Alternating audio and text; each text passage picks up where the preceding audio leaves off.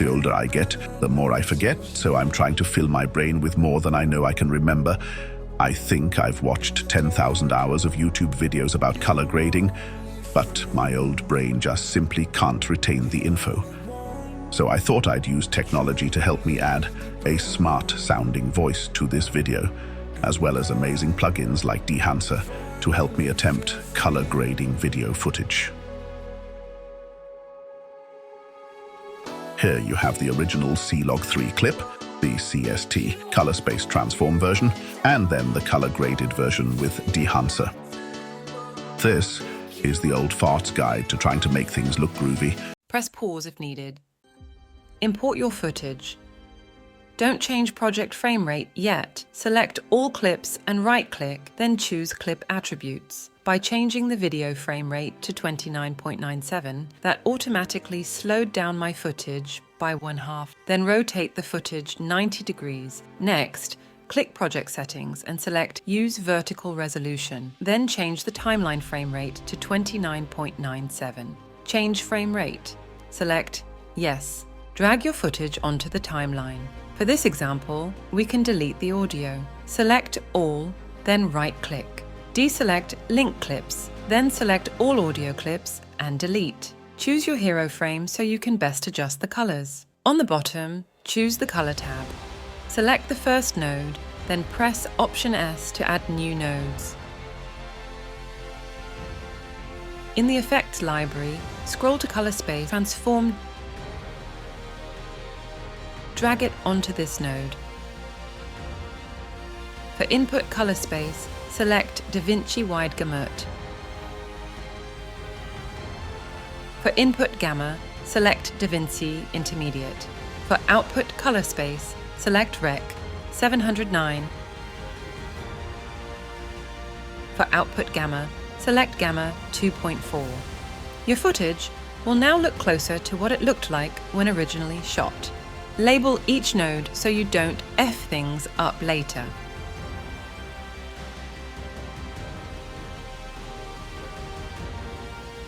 Select the first node and name it Denoise. Click on Motion Effects. For frames, select 2. Drag the Luma slider up until you see a reduction in noise. Select the second node.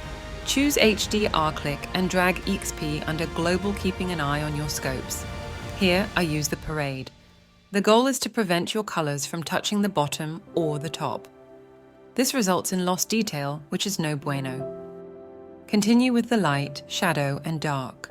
Adjust to taste.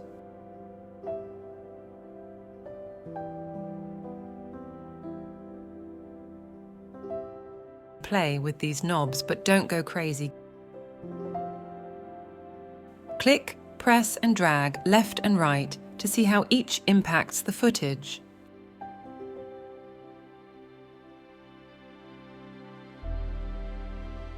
Next, go to Color Wheel. Offset is an American rapper who helped coin the phrase WAP, made famous by Cardi B. Gain targets the highlights. Gamma targets the mid-tones. Lift targets the shadows.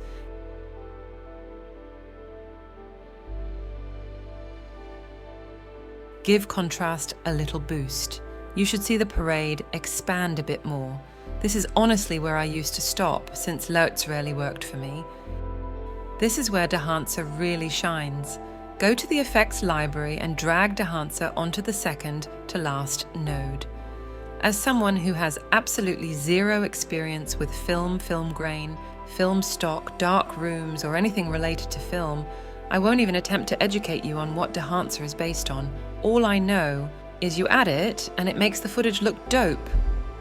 There's a super useful guide that comes with Dehancer that helps explain everything you'd need to know to get the best results.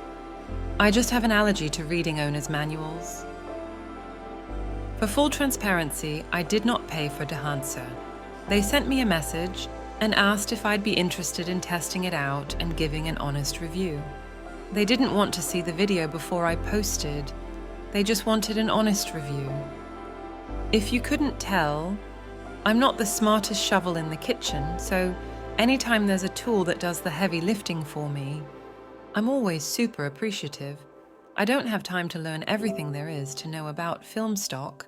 If I'm being honest, I think it's quite boring. But I do love how the footage looks after pressing a button and adjusting a few sliders. Here you can see the before and after. Quite a noticeable difference, don't you think? If you'd like to make any additional color adjustments, go back to the HDR wheel and gently nudge the global wheel. The last node is for sharpening. Click here, then make sure the Sharpen icon is selected, then slide these down a touch.